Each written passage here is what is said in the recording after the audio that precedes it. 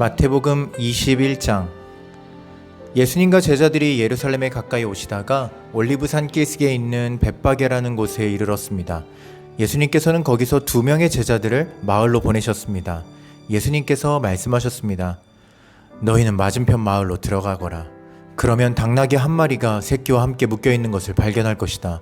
그 당나귀를 풀어서 나에게 가져오너라. 만일 누가 너희에게 무슨 말을 하거든 주님이 필요하시답니다 라고 하여라. 그러면 즉시 내어줄 것이다. 이것은 예언자가 말한 것을 이루려고 하신 것이었습니다. 시온의 딸에게 말하여라. 보아라, 내 왕이 내게로 오신다. 그는 겸손하여 당나귀를 탔는데 어린 당나귀 곧 나귀 새끼를 타고 오신다. 2 제자들이 가서 예수님께서 지시하신 그대로 했습니다. 그들은 당나귀와 그 새끼를 데리고 와서 그 등에 자기들의 옷을 깔았습니다. 예수님께서는 그 위에 앉으셨습니다. 수많은 사람들이 자기 옷을 벗어 길에 깔았고 나뭇가지를 잘라 똑같이 했습니다. 예수님의 앞뒤에서 따라가던 사람들이 소리쳤습니다. 다윗의 아들에게 호산나! 주님의 이름으로 오시는 분이 복되도다! 높은 곳에서 호산나! 예수님께서 예루살렘으로 들어가셨을 때 온 도시는 흥분으로 가득 찼습니다. 사람들이 물었습니다. 이 사람이 누구냐? 사람들이 대답했습니다. 이 사람은 갈릴리 나사렛 출신의 예수라는 예언자입니다. 예수님께서 성전에 들어가셨습니다. 예수님께서는 성전에서 사고 파는 사람들을 모두 내쫓으시며 돈 바꾸어 주는 사람들의 책상과 비둘기 파는 사람들의 의자를 둘러 엎으셨습니다. 그리고 사람들에게 말씀하셨습니다. 내 집은 기도하는 집이라 불릴 것이다 라고 성경에 기록되어 있는데 너희는 오히려 강도들의 소굴로 바꾸어 버렸다. 성전에서 보지 못하는 사람들과 다리를 저는 사람들이 예수님께 오자 예수님께서는 그들을 고쳐주셨습니다. 대제사장들과 율법학자들이 예수님께서 하신 여러 가지 놀라운 일들과 다윗의 자손에게 호산나! 라고 외치는 아이들을 보았습니다. 그들은 매우 화가 났습니다. 그래서 예수님께 말했습니다. 이 어린아이들이 말하는 것이 들립니까? 예수님께서 대답하셨습니다. 그렇다. 너희는 성경에서 읽지 못하였느냐?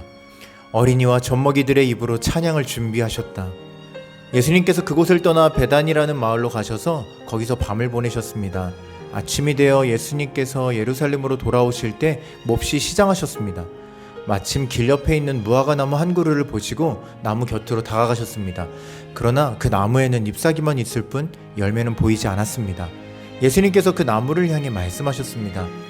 다시는 내가 열매를 맺지 못할 것이다. 그러자 즉시 나무가 말라버렸습니다. 이것을 본 제자들이 놀라서 물었습니다. 어떻게 무화과 나무가 그렇게 빨리 말라버렸습니까? 예수님께서 제자들에게 대답하셨습니다. 내가 너희에게 진정으로 말한다. 너희가 만일 의심하지 않고 믿기만 한다면 내가 이 나무에게 한 것을 너희도 할 수 있다. 그뿐 아니라 이 산더러 산아 들려서 바다에 떨어져라 하고 말하면 이건 역시 그대로 될 것이다. 너희가 믿고 기도로 구하는 것은 모두 받을 것이다. 예수님께서 성전에 오셔서 가르치실 때 대제사장과 백성의 장로들이 와서 물었습니다. 당신은 무슨 권한으로 이런 일을 하는 것이오? 누가 당신에게 이런 권한을 주었소? 예수님께서 이들에게 대답하셨습니다. 나도 너희들에게 한 가지를 묻겠다. 만일 나에게 대답하면 내가 무슨 권한으로 이런 일을 하는지 말해주겠다. 요한의 세례가 하늘로부터 온 것이냐 아니면 사람에게서 온 것이냐? 제사장들과 장로들이 서로 의논을 하였습니다. 만일 우리가 하늘로부터 왔다고 하면 그러면 어째서 너희는 요한을 믿지 않았느냐라고 말할 것이고, 그렇다고 사람에게서 왔다고 하자니 백성들이 두렵구나. 왜냐하면 모든 백성들이 그를 예언자라고 믿고 있기 때문이다. 그래서 그들은 예수님께 대답했습니다. 우리는 알지 못하오. 그러자 예수님께서 말씀하셨습니다. 그러면 나도 너희에게 내가 어떤 권한으로 이런 일들을 하는지 말하지 않겠다. 너희는 어떻게 생각하느냐? 어떤 사람에게 2 아들이 있었다. 그가 첫째 아들에게 가서 말했다. 아들아, 오늘은 포도밭에 가서 일해라. 그 아들은 싫습니다 라고 대답했다. 그러나 나중에 마음을 바꾸고 포도밭으로 갔다. 이번에는 둘째 아들에게 가서 아까와 똑같이 말했다. 둘째 아들은 대답했다. 예, 그렇게 하겠습니다. 그러나 실제로는 가지 않았다. 2 아들 가운데서 누가 아버지의 뜻대로 행했느냐? 그들이 대답했습니다. 첫째 아들입니다. 예수님께서 그들에게 말씀하셨습니다. 내가 너희에게 진정으로 말한다. 세리와 창녀들이 너희보다 먼저 하나님의 나라에 들어갈 것이다. 요한이 올바른 길로 너희에게 왔으나 너희는 그를 믿지 않았다. 그러나 세리와 창녀들은 그를 믿었다. 너희는 이것을 보고도 여전히 회개하지 않고 그를 믿지 않았다. 다른 비유도 잘 들어보아라. 어떤 밭 주인이 있었다. 그가 포도밭을 일구고 담장을 두르고 포도즙을 짤 구덩이를 파고 망대를 세웠다. 그리고 포도밭을 농부들에게 빌려주고 여행을 떠났다. 추수할 때가 다가오자 주인은 농부들에게 종을 보내어 자기 몫의 수확을 받아오게 했다. 그러나 농부들은 그 종들을 잡아서 하나는 때리고 하나는 죽이고 또 하나는 돌로 쳐 죽였다. 그 주인은 처음보다 더 많은 종들을 그들에게 보냈다. 그러나 농부들은 그 종들에게 똑같은 짓을 했다. 결국 주인은 자기 아들을 농부들에게 보냈다. 그는 농부들이 내 아들은 존중할 것이다 라고 생각했다. 그러나 농부들은 아들을 보며 서로 말했다. 이 아들은 상속자니 이 사람을 죽이고 유산을 가로채자. 농부들은 그 아들을 잡아 포도밭 밖으로 끌고 가서 죽였다. 그렇다면 포도밭 주인이 왔을 때 이 농부들을 어떻게 하겠느냐? 그들이 예수님께 대답했습니다. 그 못된 농부들을 죽일 것입니다. 그리고 그 포도밭은 제때 수확한 것을 바칠 수 있는 다른 농부들에게 빌려줄 것입니다. 예수님께서 그들에게 말씀하셨습니다. 성경에서 이 말씀을 읽지 못하였느냐? 건축자가 버린 돌이 모퉁이의 머릿돌이 되었다. 이것은 주님께서 하신 일이니 우리 눈에 놀라운 일이다. 그러므로 내가 너희에게 말한다. 하나님께서는 하나님의 나라를 너희에게서 빼앗아 열매를 맺는 민족에게 주실 것이다. 이 돌 위에 떨어진 사람은 깨어질 것이며 또한 이 돌이 사람 위에 떨어지면 그는 산산조각이 날 것이다.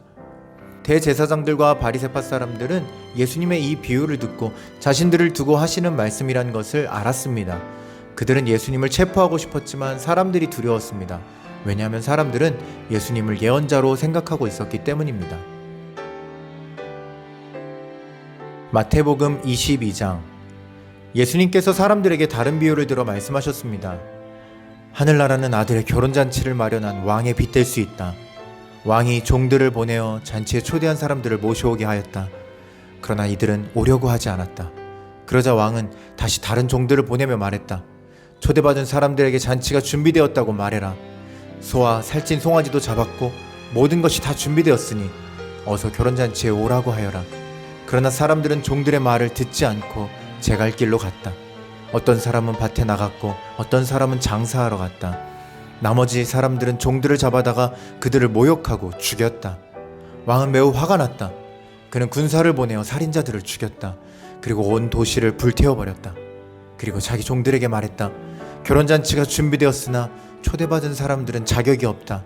너희는 큰 길에 가서 너희가 만나는 사람마다 결혼잔치에 초대하여라. 종들은 거리에 나가 만나는 사람들이 좋은 사람이건 나쁜 사람이건 가리지 않고 불러들였다. 그래서 결혼잔치 마당은 잔치 손님들로 가득 찼다. 왕이 그들을 보러 들어왔다가 결혼잔치 예복을 입지 않은 사람을 보았다. 그 사람에게 왕이 말했다. 친구여, 결혼잔치 예복을 입지 않고 어떻게 여기에 들어왔는가? 그 사람은 아무 말도 하지 못했다. 왕이 종들에게 말했다. 이 사람의 손과 발을 묶어서 바깥 어두운 곳에 던져버려라.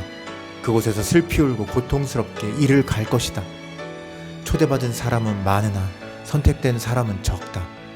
그때 바리새파 사람들이 가서 예수님의 말씀을 트집잡아 예수님을 함정에 빠뜨리려고 공모했습니다.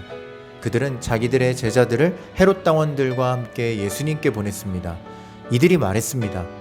선생님, 우리는 선생님이 진실한 분이며 하나님의 길을 올바르게 가르치시며 사람의 얼굴을 보지 않으심으로 아무에게도 치우치지 않으신다고 생각합니다. 선생님이 생각하시는 것을 우리에게 말씀해 주십시오. 가이사에게 세금을 바치는 것이 옳습니까? 옳지 않습니까? 예수님께서는 이 사람들의 악한 생각을 아셨습니다. 그래서 말씀하셨습니다.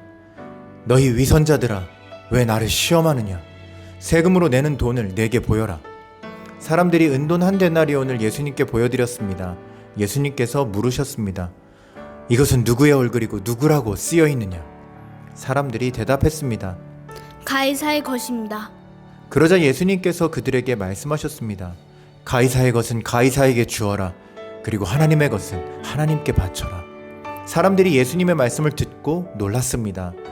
그리고 예수님께로부터 떠나갔습니다. 같은 날 부활이 없다고 말하는 사두개파 사람 몇 명이 예수님께 나와 질문했습니다. 선생님, 모세는 남자가 아들이 없이 죽으면 그 동생이 형수와 결혼해서 형을 대신하여 아들을 낳아주어야 한다라고 했습니다. 우리 가운데 7 형제가 있었습니다. 첫째가 결혼했지만 아들을 낳지 못하고 죽어 아내를 자기 동생에게 남겨놓았습니다. 그런데 둘째도 셋째도 그리고 7째까지 첫째와 똑같이 되었습니다. 결국엔 그 여자도 죽었습니다. 7 형제 모두가 이 여자를 아내로 맞아들였으니 부활 때의 이 여자는 이 7 형제 중에 누구의 아내가 되겠습니까? 예수님께서 이들에게 대답하셨습니다. 너희는 성경도 알지 못하고 하나님의 능력도 알지 못함으로 잘못 생각하고 있다. 부활할 때에는 누구도 장가가거나 시집가지 않으며 오직 사람들이 하늘에 있는 천사처럼 될 것이다.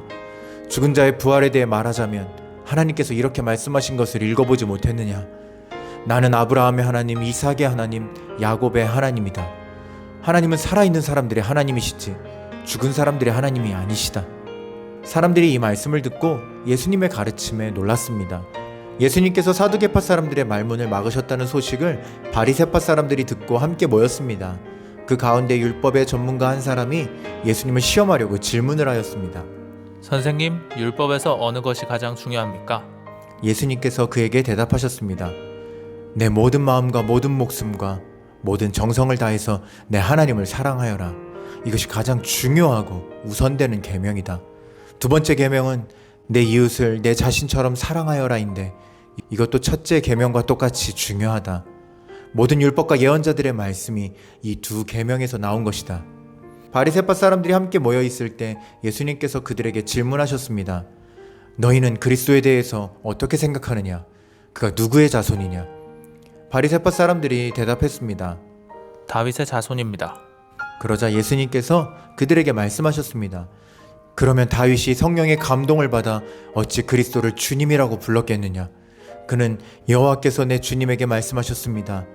내가 내 원수를 내 발 아래 굴복시킬 때까지 너는 내 오른쪽에 앉아 있어라 라고 말하였다. 다윗이 이처럼 그리스도를 주님이라고 불렀는데 어떻게 그리스도가 다윗의 자손이 되느냐? 아무도 예수님께 한마디도 대답하지 못했습니다.